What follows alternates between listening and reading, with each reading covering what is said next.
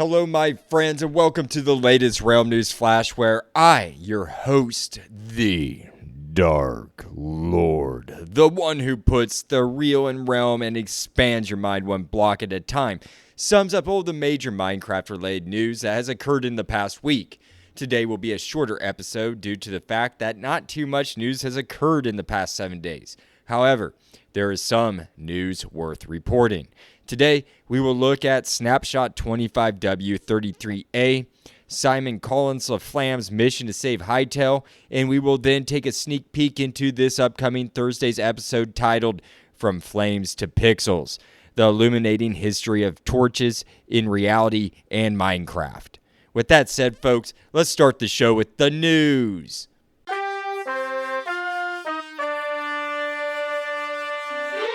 I am recording this on Sunday, August 17th, 2025, and all subjects that I reported here today could change by the time you listen to this episode.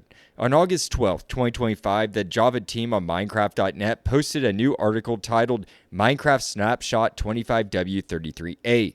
The article goes on to tell us the newest improvements that the Mojang developers have made in Drop 3. This is also the last snapshot for the from what I've heard of the year. I think this is it. I think they aren't going to be tweaking much more. I don't think we're going to receive any big things until it just finally releases. I believe we will start to see new snapshots for the next drop soon. Let's begin with the improvements made here.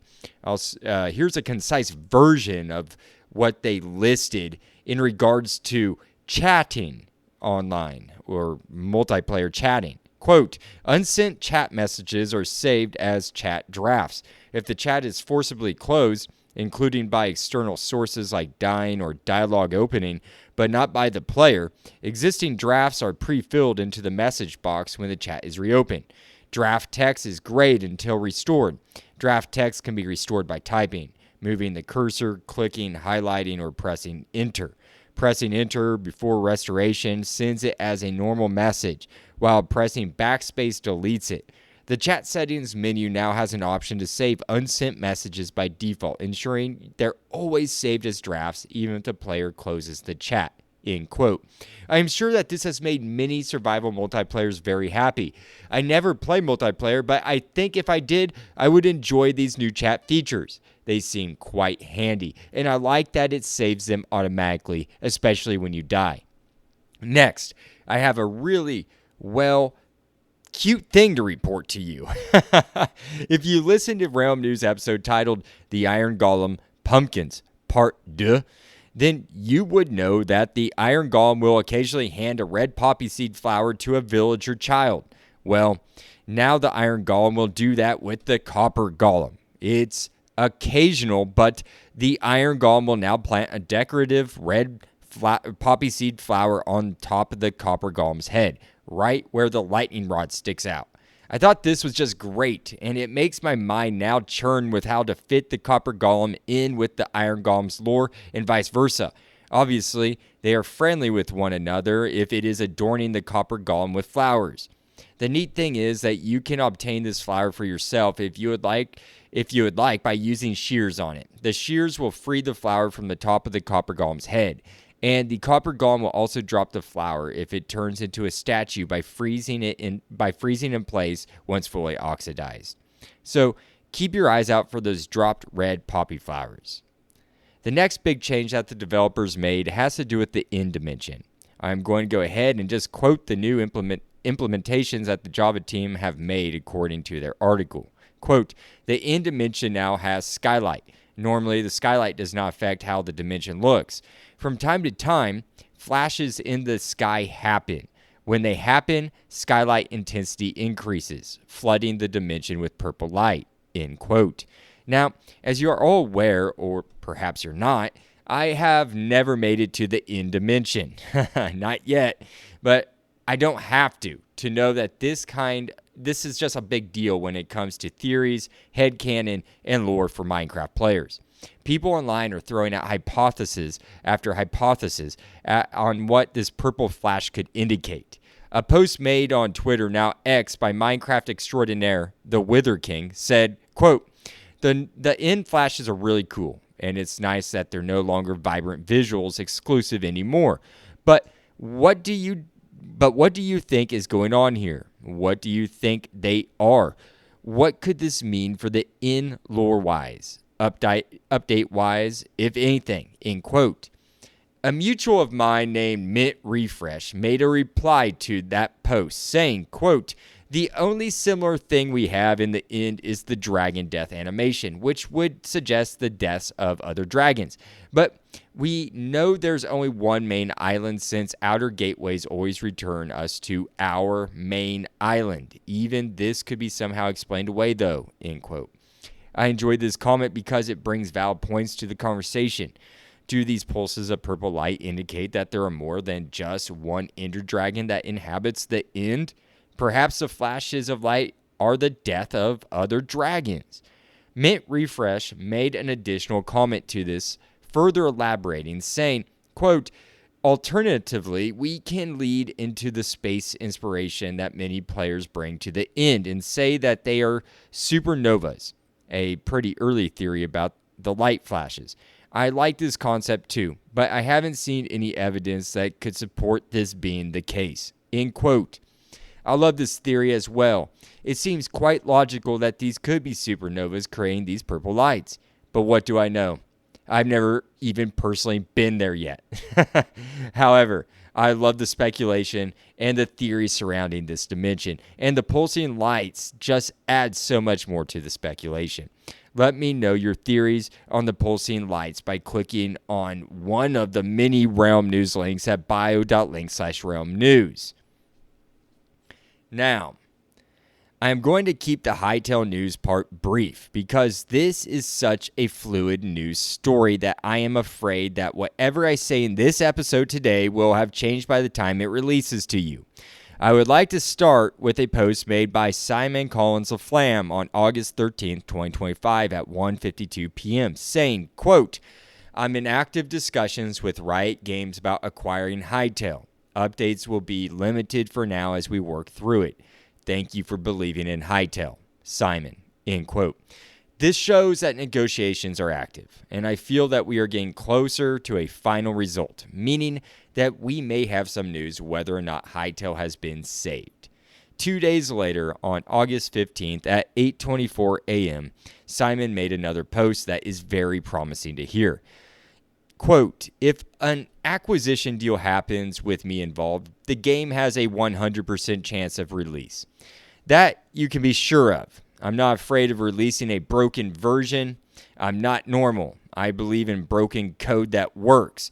People will hate me. Cancellation might have been the best chance of you guys seeing Hytale." End quote. He has already stated that he is offering an amount of money that is 10 times worth his value. I have stated in previous Realm News flashes that he is not in this for the money, but to make this his passion project, his legacy. Personally, I feel like he is going to make the deal and save Hytale. I feel it in my bones. In fact, in that same thread to that post, I read this, quote, "It's going to take a couple of weeks to give an answer. Please be patient." End quote. Realm News will, of course, be paying attention actively these next 2 weeks to see what transpires. Fingers crossed, but I think Simon will succeed in his endeavors. Yeah, I keep your eyes out, people. I think we're going to hear something very soon. The latest post he made as I write this was today on August 17th at 8:06 a.m. saying, quote, "My requested feature number 1 is a released game." End quote. He is on a mission, folks. Let's wait and see what happens. With that said, that concludes all I have for Minecraft-related news this week.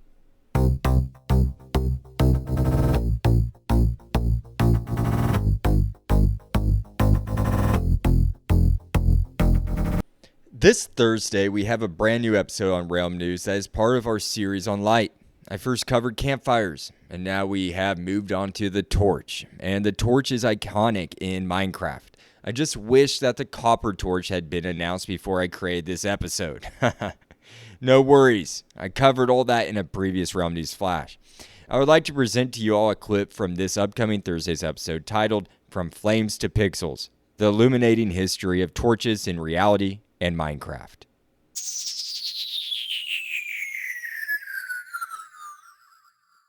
The Olympic torch symbolizes peace and unity these days. That is probably what you grew up knowing it as. It travels around the world, being relayed from one person to the next until it reaches its final destination, which signifies the beginning of the Summer or Winter Olympic Games. However, you would never guess that the Olympic torch does not derive from ancient Greece. I had thought my entire life that the torch and the relay of it was an ancient Greek tradition until I did the research on the torch and the Olympic torch specifically, and I found out that it has a horrible origin story. Like horrible. And I am quite disgusted to report that the Nazis were the ones responsible for creating this tradition. Oh my gosh. It was fully funded by the Hitler Nazi regime and his sycophants, the Nazi Party. This was the invention of a man named Karl Diem, who surprisingly was not directly affiliated with the Nazi Party.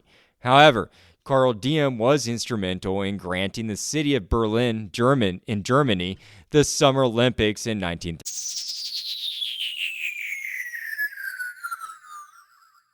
Now, as an American who had a grandpa who served in World War II and who grew up watching Nazi-hating Indiana Jones films, I have a strong dislike towards the Nazi. So, you can imagine how stunned I was to learn that our beloved Olympic torch is a direct result of Nazi propaganda.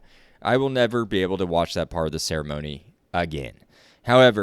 However that makes you feel, tune in this Thursday to listen to the rest of that captivating tale and more on torches. With that said, folks, that wraps up this week's Realm News Flash. I hope you all enjoyed it, and I look forward to seeing you all this Thursday. I wish you all a great rest of your day, and happy crafting. The Dark Lord, signing out.